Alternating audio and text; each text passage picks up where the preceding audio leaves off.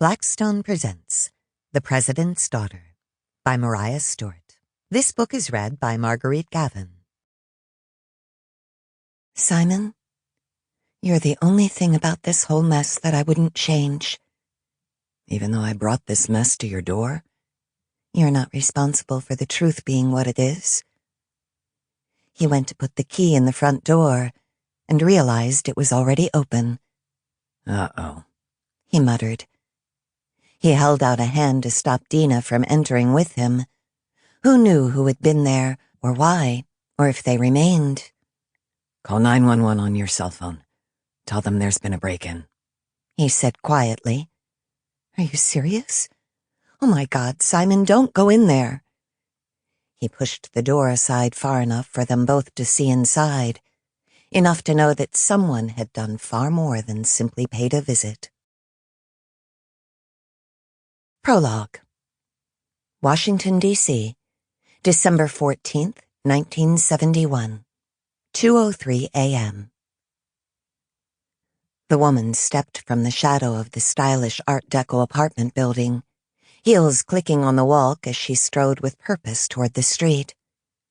The light at this section of Connecticut Avenue was scant, despite it being a fine neighborhood.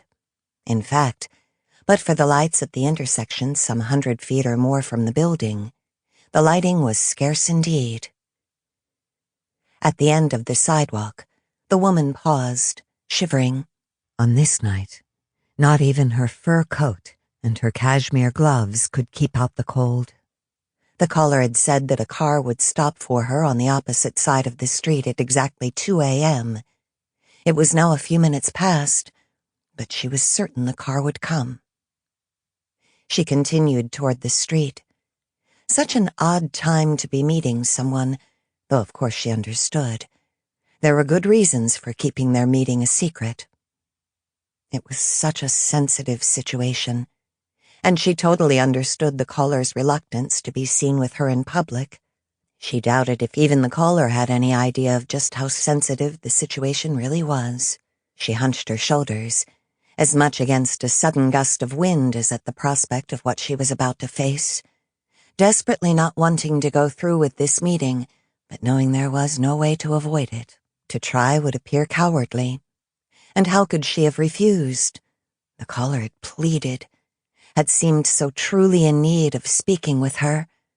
How could she have said no? The light changed and she stepped off the curb, a full half block from the light. Turning up her collar against the sharp wind. Sample complete. Ready to continue?